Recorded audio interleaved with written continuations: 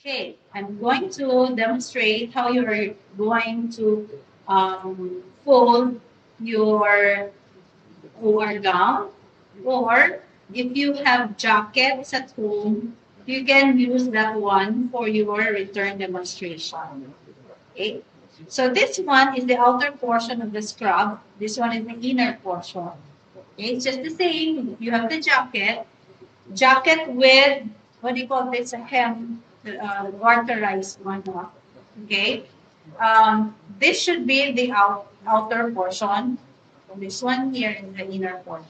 Now, what we're going to do is to grab the inner portion of the sleeve. Again, grab here the inner portion of the sleeve, and then fold it like that,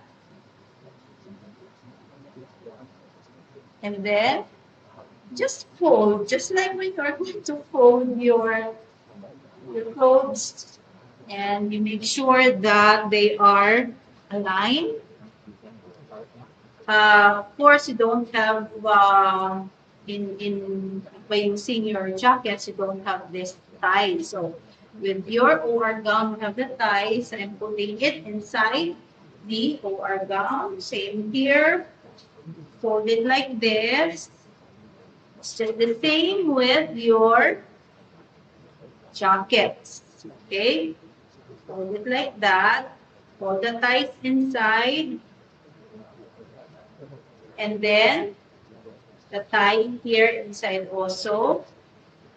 Now, make sure you can still find your sleeve there. Okay, these are your sleeves. And then you're going to fold it here toward the neckline. That's it. So, this is how it looks like. Make sure that your sleeves are exposed so that it will be easy for you to grab whatever is the sleeve portion.